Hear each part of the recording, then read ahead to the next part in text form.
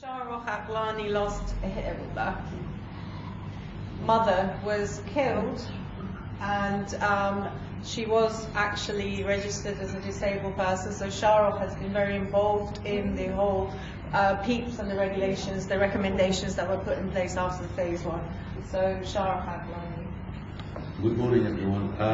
Yes, I would like to emphasize what Farah has said about the way these are dealt by the government. Personally, I think not only Grenfell is our pain, but it's also a country's problem. In a way that you can see all the systematic failures that entangles the country. The problem of Grenfell is not the problem of families alone. It will affect every citizen in this country, because if the system is not addressed, the failures in the system is not addressed, it will come back to show itself in other forms. The system is kind of designed, in my experience, to fail. And when it does fail, there is no consequences for people in charge, if any. After years and years of uncovering the truth, then the people whose responsibility is our safety and our well-being, just at most they get away with a simple apology, which really doesn't mean anything when there is nothing to kind of back it up with in the real change that is required. This problem of unaccountability and incompetence among the elite is quite often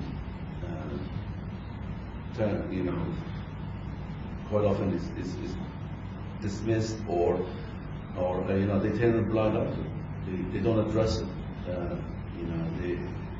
We can see time and time again that people who are in charge and on the watch, disasters happen, have just walked away without any consequences. That is a problem that I think the country faces.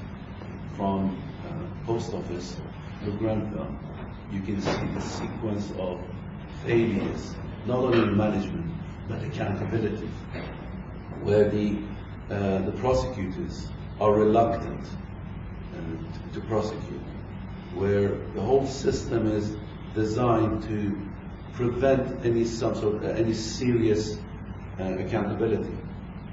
Can I just ask you, do you think that even after all the information came out in the inquiry about what the corporates knew and who knew what and when, do you think that it actually makes any difference? And then specifically, how do you feel about the fact that the products that caused the rapid spread of the fire are still being sold all around the world? They've not been taken off the market.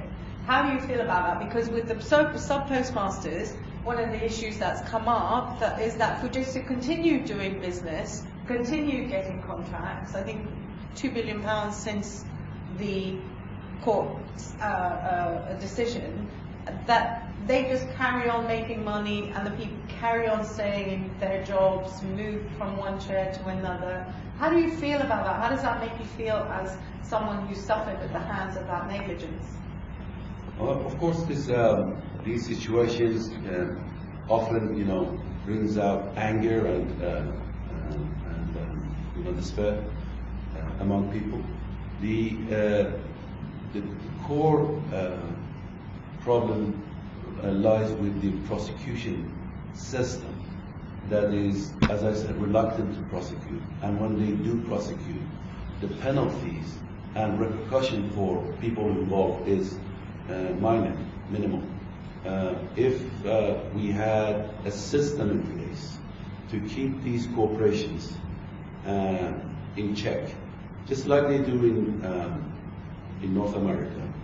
They would not dare kind of turning a blind eye to a systematic failure that they kind of reside over. The checks and balances of the system just aren't there.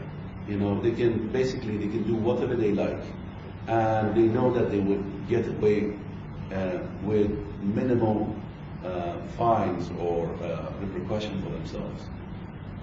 You can see it whether it's in post office scandals, the management of the whole thing, you know, where it is.